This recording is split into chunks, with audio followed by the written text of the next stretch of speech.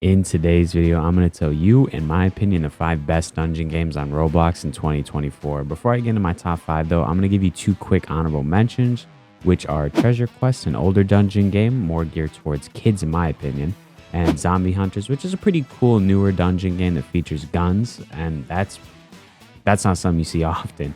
And as an American, that was enough for me to play it for a bit. And by a bit, I mean I maxed out on it, or whatever the max was at the time.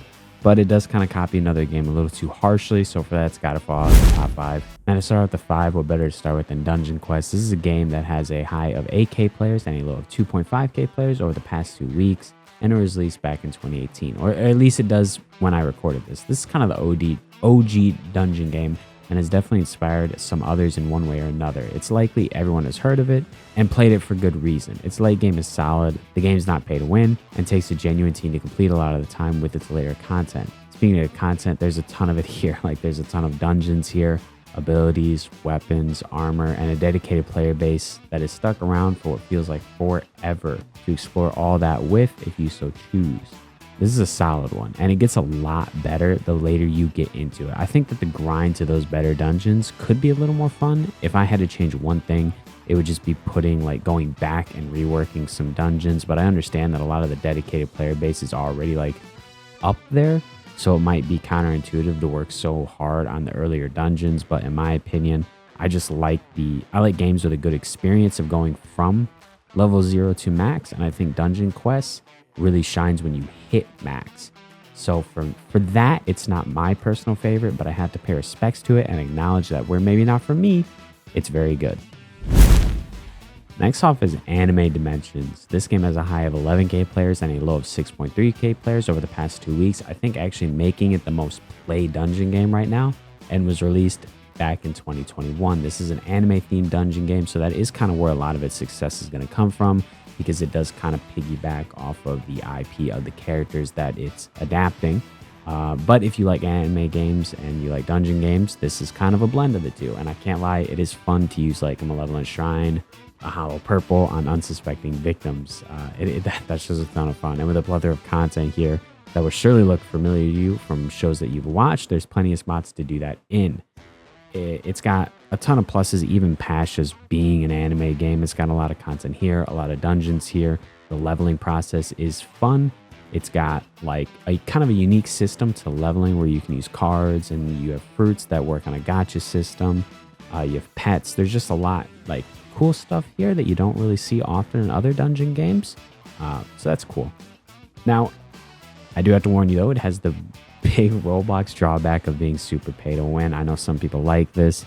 Personally, for me, it's got to count as a drawback, because anytime that I'm not swiping my credit card, I feel like I'm playing a losing fight, and that I should just pay to win and make it all easier. So that's got to be a drawback. But if you can look past that and you like anime and dungeon games, this game is definitely you.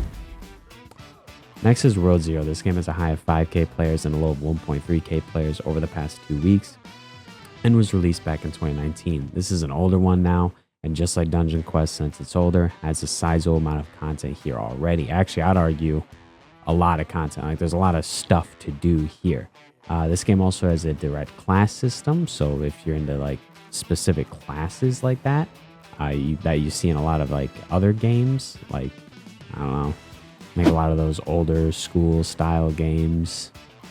Not something that's super popular on Roblox, but it also has open world with dungeons and even PvP. So the open world is kind of like there's enemies scattered about, and you can run to different dungeons, or you can just teleport to them or whatever. I kind of like that touch, because it gives it more life, in my opinion, more like an open feel, because it is open world, and mixed with the dungeons, which is like the main content.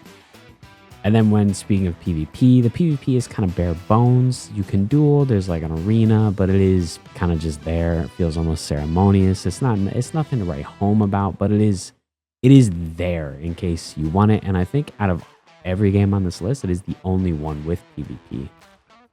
Personally, my favorite part about this game is the pacing.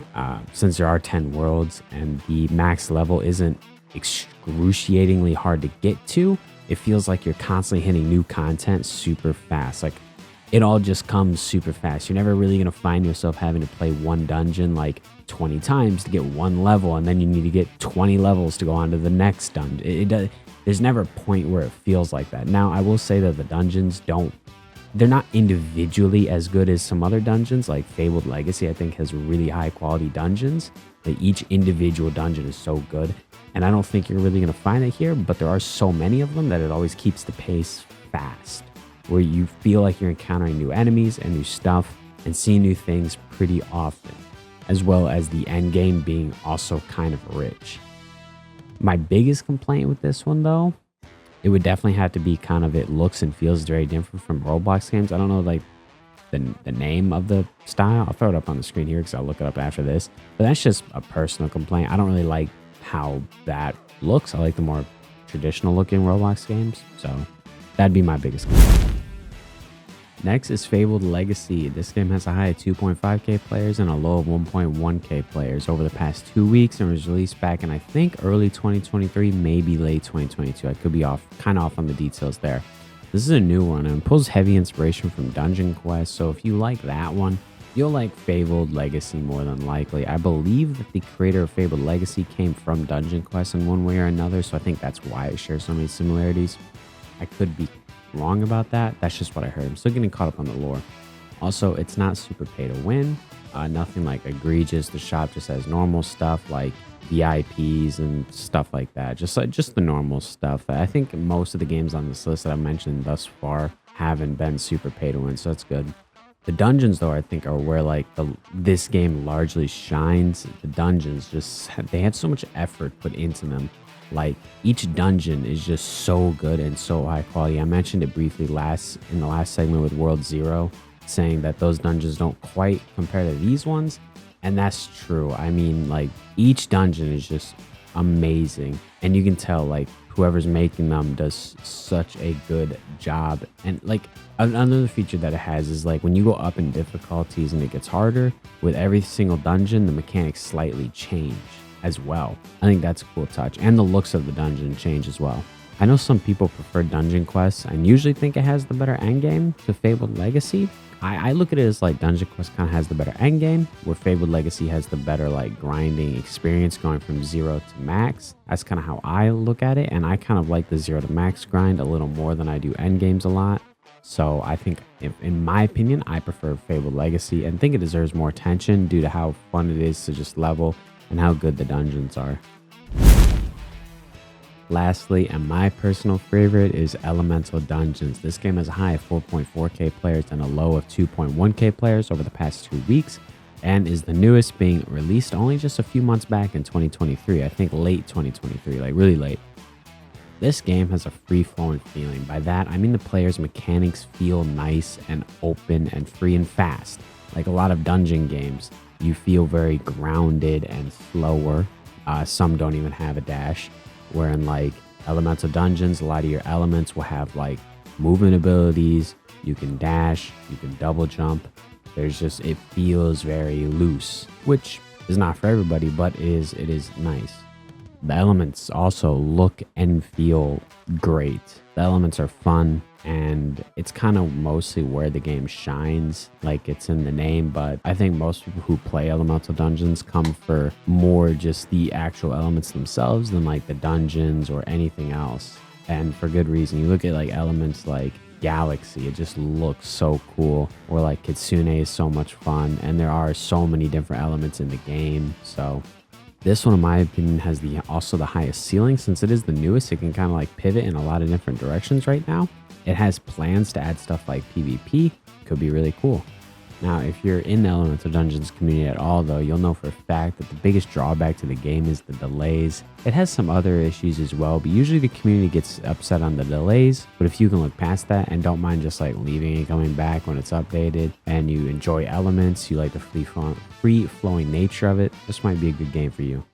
These are my top 5, and in no specific order, as I really do like them all and think that they mostly deliver a very unique and fun experience while also still being in the dungeon crawler type of game on Roblox. I also tried to pick 5 that had aspects that did kind of set them apart from like ED's elements and free feeling to World Zero's like mix of open world and dungeons, to Dungeon Quest just simply being the standard. And I think I did a pretty good job at picking these and picking relevant ones and good ones.